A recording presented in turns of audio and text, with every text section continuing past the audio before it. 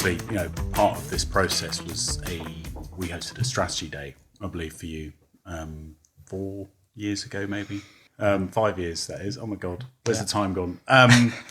And I guess you're hugely ambitious, both as an individual and as a business. And we've talked about this kind of the importance of your sector.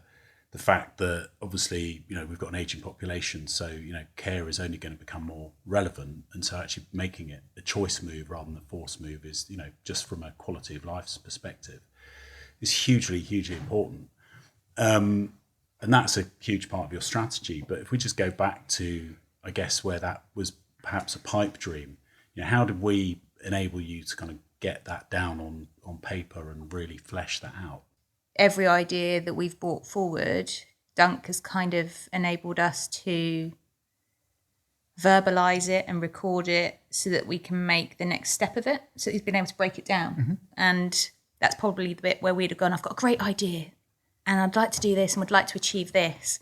But we wouldn't have had the skill set or I wouldn't have had the supporting skill set in the business to enable me to break that down into a timeline and a series of processes, and also getting the right people around to take that journey in the right way. So I think at the very beginning, it was very daunting having somebody else looking under every piece of paper in your business, because there's a safety net as an MD that we're doing it my way. You trust that we're doing it the right way.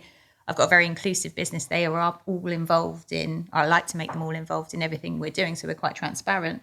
But then there's transparent on another level of all of the risk you take financially, strategically, legislatively. And they're the bits that you've seen warts and all. Yeah, for sure.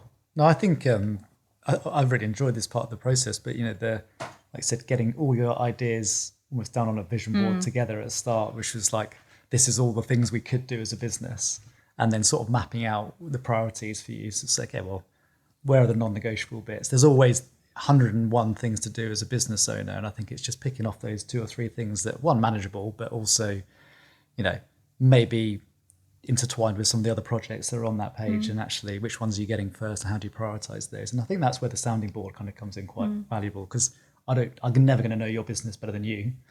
But at the same time, it's having that sort of person out externally to sort of sit there and challenge and say, I don't know whether this is the right thing, but have you thought about X, Y, Z? And it's sometimes easier to step back out of the weeds and sort of challenge that. I think it's kind of coming up with that collaborative approach to, this is your ideas and this is exactly how you want the business to look. Are we doing it in the right way? And it's a nice harmonious process actually over time. But yeah, getting it down on paper is the hard bit, because sometimes you don't know all the things you don't know. So we had a good 12 months of my rationale to you, if things weren't moving as quickly as I would like, because I am impatient. Yeah.